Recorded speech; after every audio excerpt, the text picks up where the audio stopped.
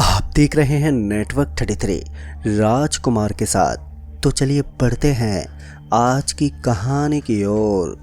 दोस्तों, शाम के लगभग 7 बजे मैं बस से जब नीचे उतरा और बस के ऊपर रखी हुई अपनी साइकिल को नीचे उतरवा लिया, क्योंकि मैं जिस इलाके में जा रहा था उस इलाके को मौत का फरिश्ता भी कहा जाता है।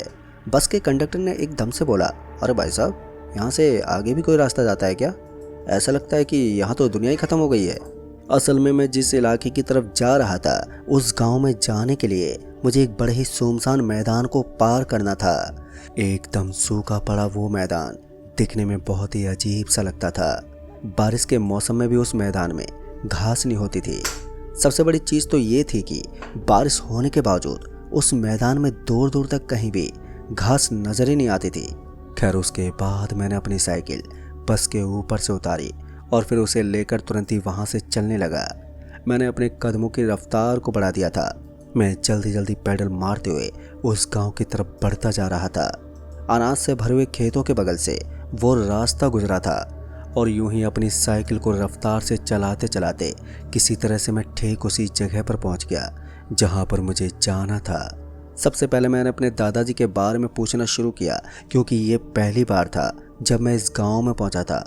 गांव वालों ने मुझे तुरंत ही पते के बारे में बताया कि मेरे दादाजी कहाँ रहते हैं, और फिर गांव वालों ने जाते जाते मुझे ये भी बोला कि तुम्हारे पास केवल 15 मिनट हैं, तो 15 मिनट में घर पहुंच जाओ, वरना इसका अंजाम इतना भयानक हो सकता है कि कोई आदमी अपने सपने में भी नहीं सोच सकता। दोस्तों, उनकी बातें मुझे अंदर से डरा रही थी, इसलिए मैं साइकिल को और भी रफ्तार से चलाता हुआ 15 मिनट की बजाय केवल 5 मिनट में दादाजी के घर पहुंच गया। घर पहुंचते मेरे दादाजी ने दरवाज़ा खोला और मुझे अंदर बुला लिया।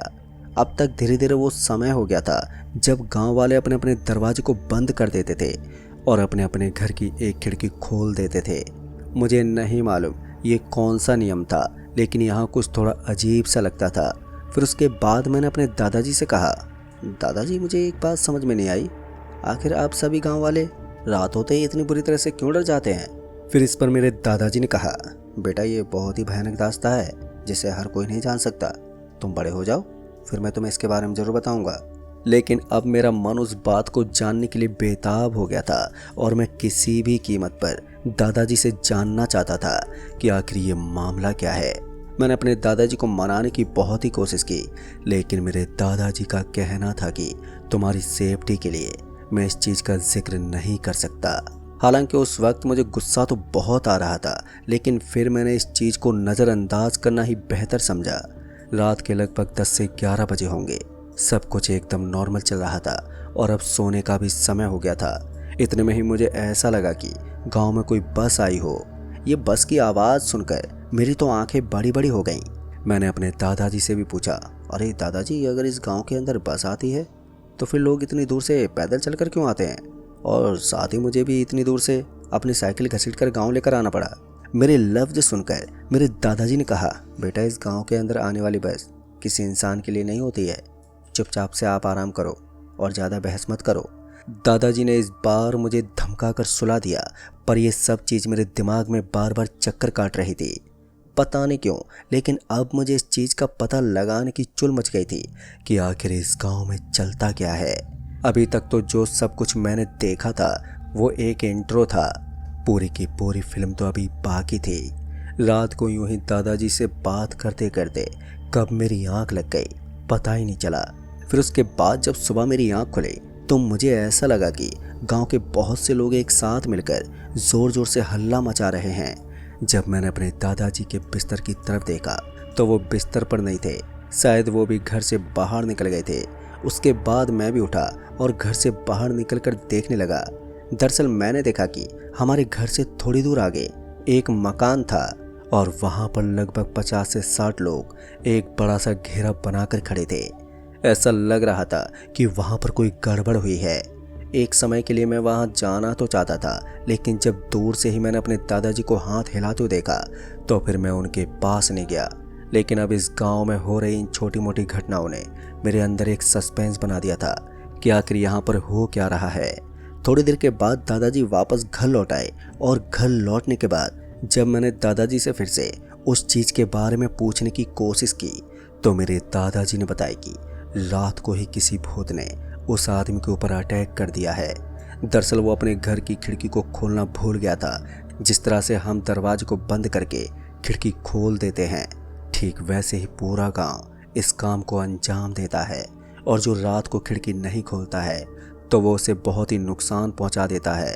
कहते हैं कि वो एक सफ़ेद कलर की बस में आता है और उसके बाद पूरे गांव में एक बार निगरानी रखता है। दोस्तों, ये सब सुनने के बाद मेरे तो हाथ पैर फूल गए।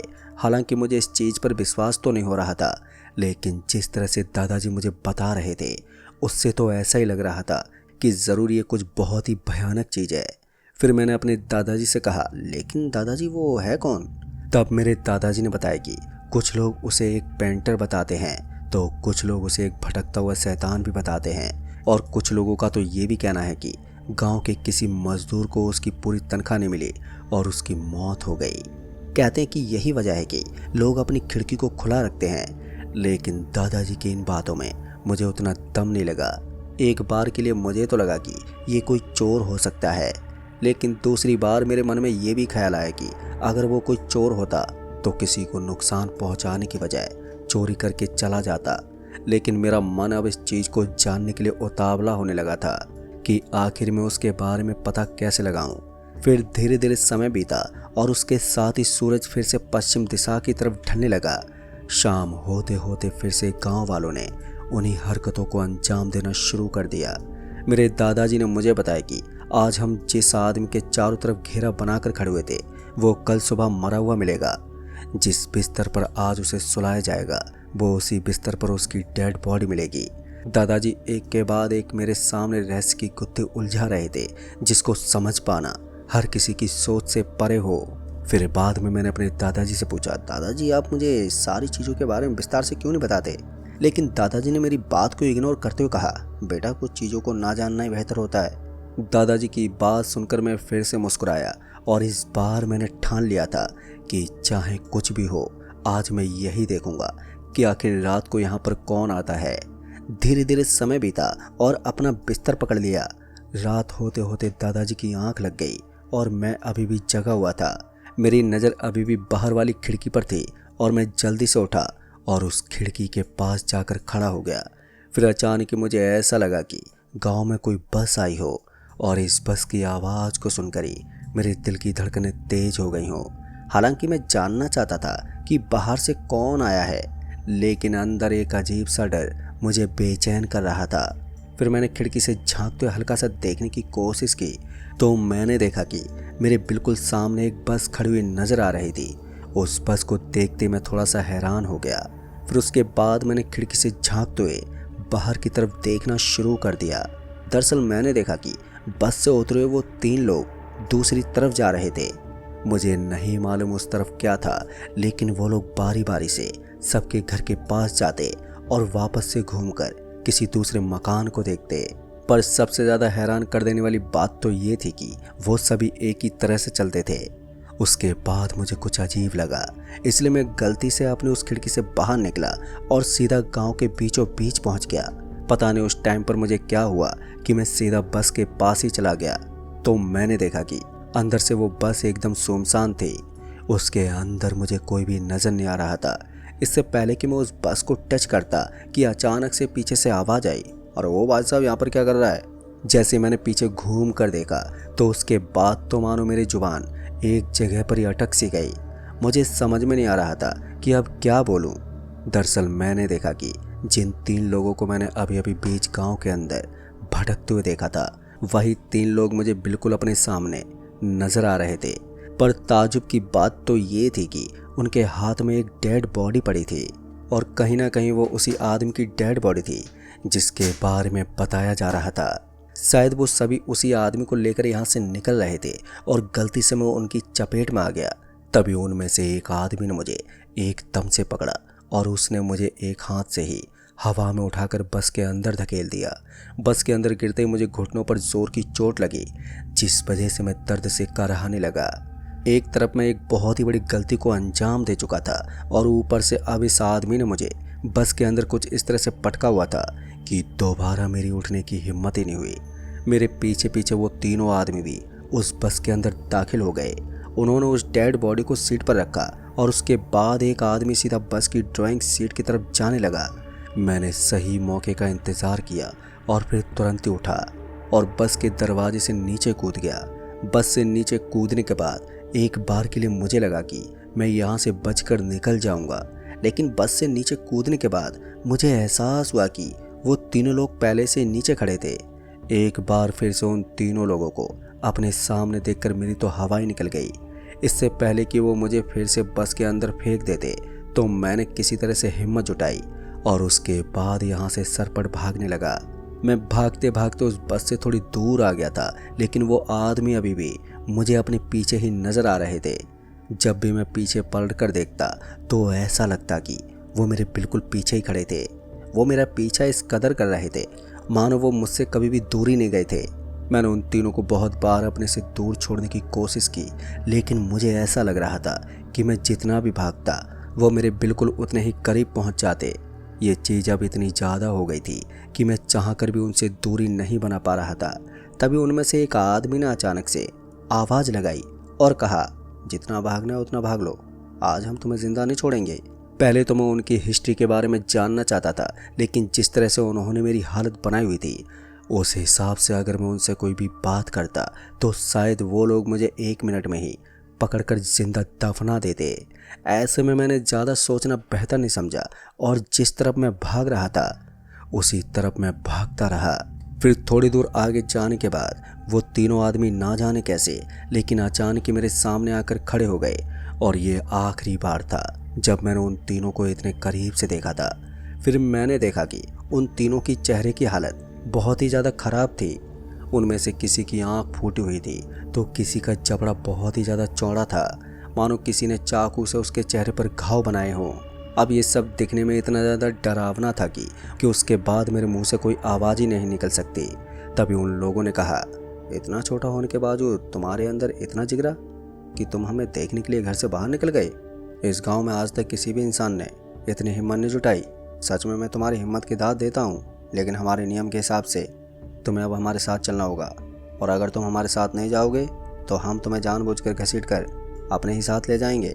लेकिन मैं अभी भी उनकी बातों को मानने को तैयार नहीं था। मुझे फिर से जिस तरफ भी रास्ता नज़र आता मैं ठीक उसी तरफ भागने की कोशिश करता, पर जब भी मैं भागता तो मुझे अपने सामने वही बस खड़ी नज़र आती। मुझे ऐसा लग रहा था कि ये लोग मुझे इस बस के अंदर लेकर जाकर ही छोड़ेंगे। जिस तरह से उन लोगों ने मेरा पीछा किया हुआ था शायद वो लोग मुझे ऐसे नहीं छोड़ने वाले थे।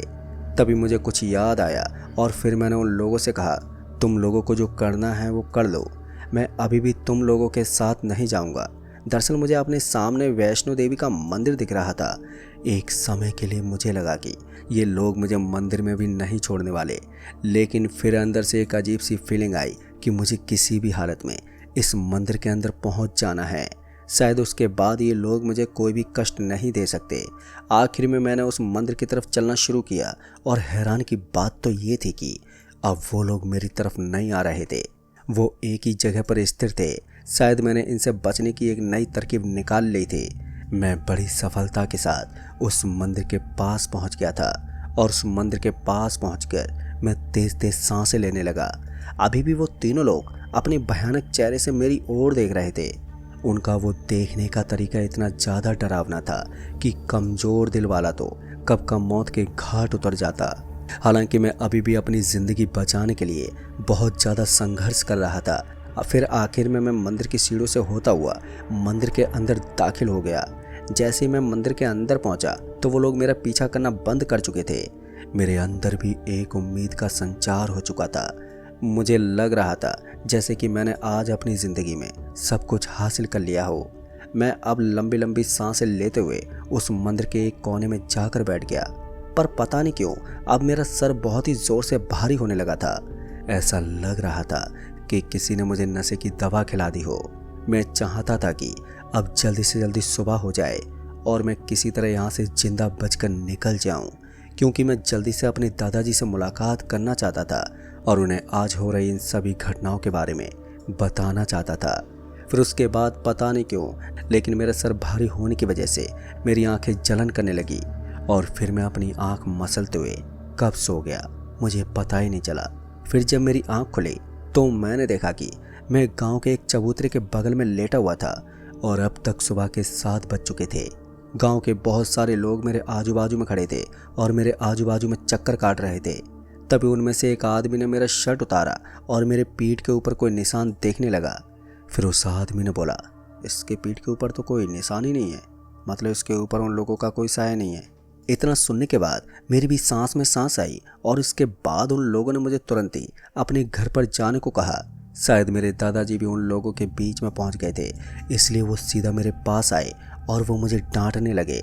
उसके बाद वो मुझे सीधा अपने घर ले गए और घर पर जाने के बाद मैंने अपने दादाजी को पूरी घटना बताई। लेकिन मैं अभी भी एक चीज़ को समझ नहीं पा रहा था कि जब रात को मैं किसी मंदिर के अंदर था तो फिर मैं सुबह किसी चबूतरे के पास कैसे पहुंच गया। दरअसल मैंने दादाजी से भी इसी सवाल का जिक्र किया तो मेरे दादाजी ने बताया कि पुराने टाइम से ही वैष्णो माता की शरण ने हमारे ऊपर कृपा बनाई हुई है। जब भी हमारे ऊपर कोई मुसीबत आती है तो माता हमारे ऊपर कोई उपकार ज़रूर करती है और आज भी तुम्हारी ज़िंदगी बचाने के पीछे माता वैष्णो देवी का ही हाथ है। दादाजी की ये बातें सुनकर पहली बार मुझे ऐसा लग रहा था कि दुनिया में भूत पिशाच और भगवान भी होते हैं, वरना आज से पहले मैंने कभी भी भूत प्रेत और भगवान पर विश्वास ही नहीं किया था। तो दोस्तों इस कहानी में बस इतना ही। कहानी आपको पसंद आई हो तो वीडियो को लाइक शेयर कमेंट ज़रूर कर दें। तो मैं आपका दोस्त राजकुमार जल्द ही मिलूंगा ऐसी एक और डरावनी भूतिया कहानी के साथ। तब तक के लिए बाय एंड टेक केयर।